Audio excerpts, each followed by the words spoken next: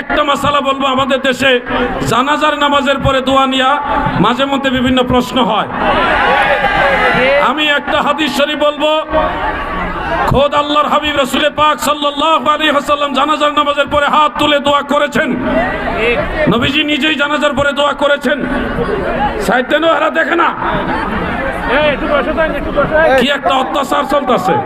কতক্ষণ এদিকে চিল্লায় ওই সরেন সরেন, কই দিকে কতক্ষণ এদিকে চিল্লায় সরেন সরেন, কতক্ষণ ওইদিকে চিল্লায়। এটা হলো প্রেমের জন্য, ভালোবাসার জন্য। আপনারা দেখবেন, ওনারা দেখবেন, এটা হয় না। এইভাবে আমরা হাসরের ময়দানে মদিনাওয়ালাকে দেখে দেখে আল্লাহর হাবিবের সাথে জান্নাতে যেতে চাই কি চাই না? নবীগঞ্জের নবীর প্রেমিকারা গো,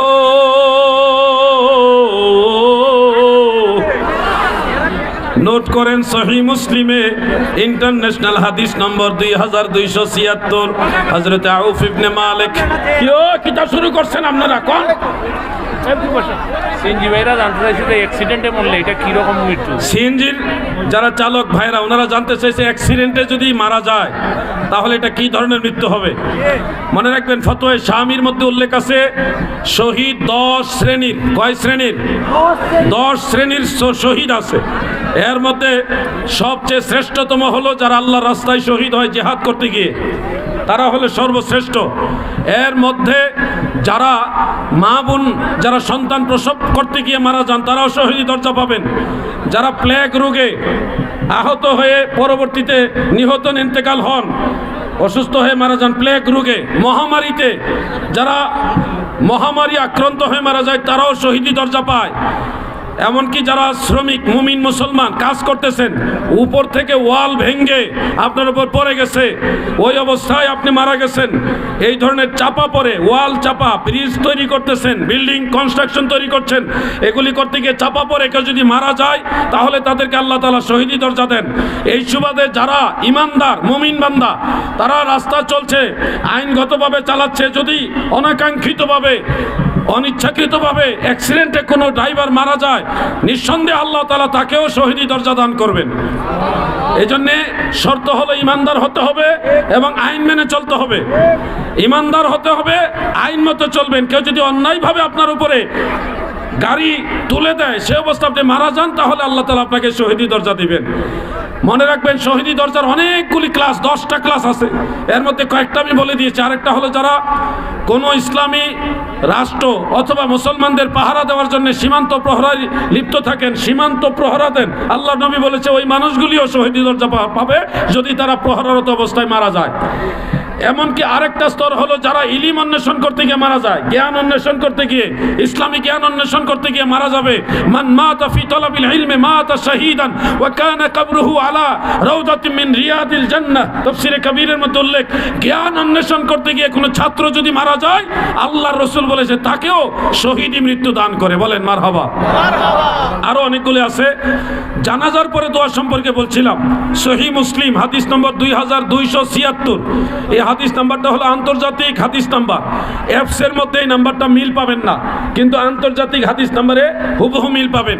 হযরত আউফ ইবনে মালিক রাদিয়াল্লাহু আনহু থেকে বর্ণিত, তিনি বলেন, সাল্লা রাসূলুল্লাহি সাল্লাল্লাহু আলাইহি ওয়াসাল্লাম আলা জানাজাতিন ফাহাফিজতু মিন দুআইহি ওয়া হুয়া ইয়াকুল আল্লাহুম্মা ইগফির লাহু ওয়ারহামহু ওয়া'ফি ওয়া'ফু আনহু ওয়াকরিম নুজুলাহু ওয়াসি' উদখালাহু ইলা আখিরিল হাদিস। আউফ ইবনে মালিক বলেন, আল্লাহর রাসূল সাল্লাল্লাহু আলাইহি ওয়াসাল্লাম এক জানাজার নামাজ আদায় করলেন। জানাজার পরপরই নবীজি দোয়া করেছেন, আমি এটা শুনে শুনে মুখস্থ করেছি। এই যে দোয়াটা ছিল, আল্লাহুম্মা ইগফির লাহু ওয়ারহামহু, আল্লাহ তাকে মাফ করো, তাকে রহম করো, তার কবর প্রশস্ত করো, তার কবরকে রোশন করে দাও। এইভাবে নবীজি দোয়া করতেছেন। সাহাবীরা বলেন, দয়াল নবীর এই দোয়া দেখে আক্ষেপ হইল, আমি যদি সেই মৃত ব্যক্তি হইতাম আর আল্লাহর নবী আমার জন্য এইভাবে দোয়া করতেন, তাহলে কতই না ভালো হইতো। সেই দোয়াটা ছিল জানাজার নামাজের পরে। ইমাম মহিউদ্দিন নববী রাহমাতুল্লাহ আলাইহি মুসলিম শরীফের শরহ আল মিনহাজ শরহে মুসলিমের মধ্যে উল্লেখ করেন, ফাহাফিজতু মিন দুআইহি ওয়া হুয়া ইয়াকুল, নবীজি যে দোয়া করেছেন, এটা দোয়াটা ছিল বাদাস সালাত। বাদাস সালাত, সালাতের পরে।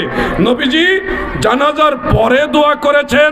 অতএব আমি আউসকান্দির মুসলিম মিল্লাতের কাছে জানতে চাই, আল্লাহ রসুল সাল্লাল্লাহু আলাইহি সাল্লাম যেহেতু জানাজার সালাতের পরে দোয়া করেছেন, সেহেতু নবীজি যেহেতু করেছেন, সেহেতু জানাজার পরে দোয়া জায়েজ না নাজায়েজ? আওয়াজ দিয়ে বলতে হবে জায়েজ না নাজায়েজ? আপনি বলবেন জায়েজ নয়। আপনার দলিল সেট করেন, দলিল পেশ করুন। হাতু বুরহানাকুম ইন কুনতুম সাদিকিন। আপনার সত্যবাদী হলে আপনারাও হাদিস দেখান জানাজার পরে দোয়া করা যাবে না, দলিল দেন। আপনি কিতাবুল আন্দাজ দিয়ে বলবেন বিদআত, এটা চলবে না। কিতাবুল আন্দাজ কি বড় কিতাব? কিতাবুল আন্দাজ, আমার ভাই সাহেব বলছে আন্দাজি কিতাব আর কি, মানে আন্দাজি একটা কথা বলে দেওয়া, দলিল ছাড়া, রেফারেন্স ছাড়া। যারা কোনো ধরনের রেফারেন্স ছাড়া, দলিল ছাড়া বলে, এই কথাটার নাম দিছি আমি কিতাবুল আন্দাজ। নাম কি? কি মুখস্থ করেন নাকি? কিতাবটার নাম কাজে লাগবে তো আপনারা।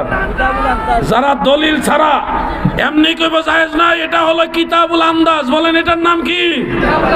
আরে মুখস্থ করেন, এটার নাম কি? আন্দাজি কিতাব। আল্লাহ যেন এই ধরনের ফিতনা থেকে আমাদের মুসলিম মিল্লাতকে হেফাজত করেন, বলেন আমিন।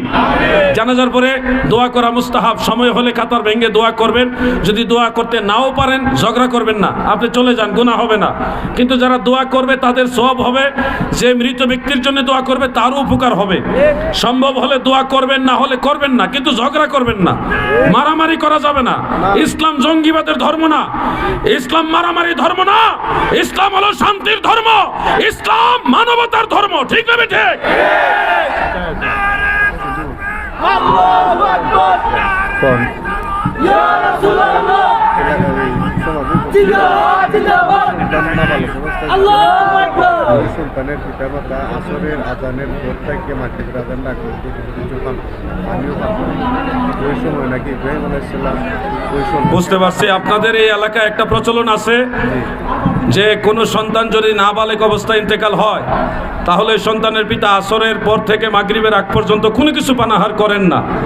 ওনাদের মধ্যে প্রচলিত আছে এই সময় এই সন্তান ইব্রাহিম আলাইহিস সালামের কাছে যায়, এই জন্য ওই সময় সন্তানের পিতা খাওয়া দাওয়া করে না। এটা কিতাবুল আন্দাজের মধ্যে আছে। এটা কোন জায়গাতে আছে? এই ফুলাফাইন তো দুর্বল হয়ে গেছে। কোন কিতাবে আছে? মানে এটা ফাও কথা, এটা কুসংস্কার।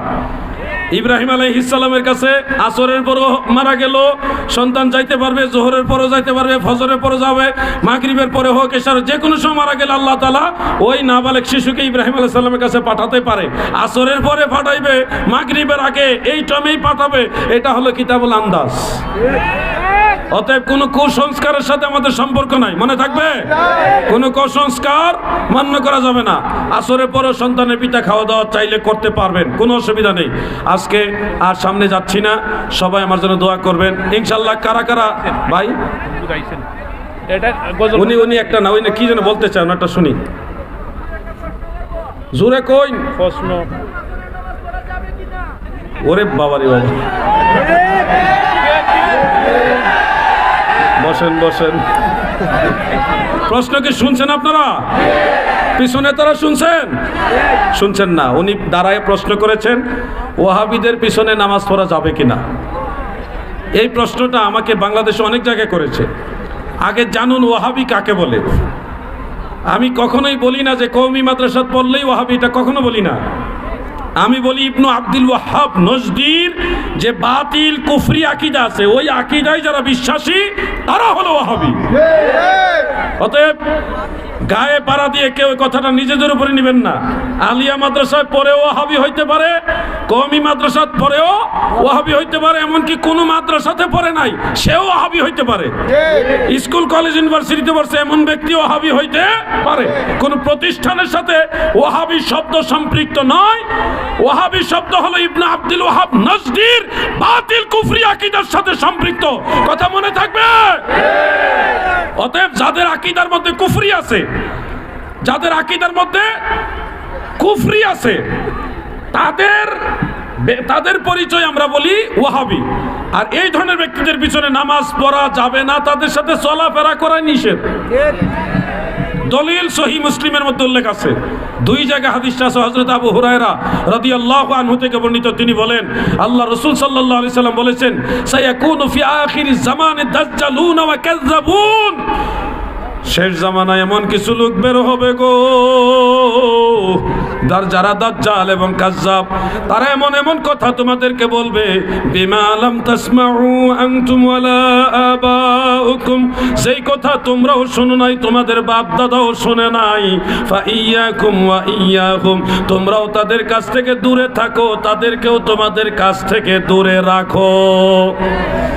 ইমাম আবু বকর ইবনু খাল্লাল রাহমাতুল্লাহ আলাইহি কিতাবুস সুন্নাহর মধ্যে উল্লেখ করেন, হযরতে আব্দুল্লাহ ইবনে মাসউদ সহ সাহাবীদের বক্তব্য হলো, যারা খাওয়ারিজ, যারা খারিজি, তাদের সাথে নামাজ পড়া, লা তুসাল্লু আলাইহি ওয়া লা তুসাল্লু মাআহুম, তারা মারা গেলে তাদের জানাজাও পড়া যাবে না, তাদের সাথে জামাতে নামাজ পড়াও যাবে না, আল্লাহর রাসূল এবং সাহাবীদের নিষেধ।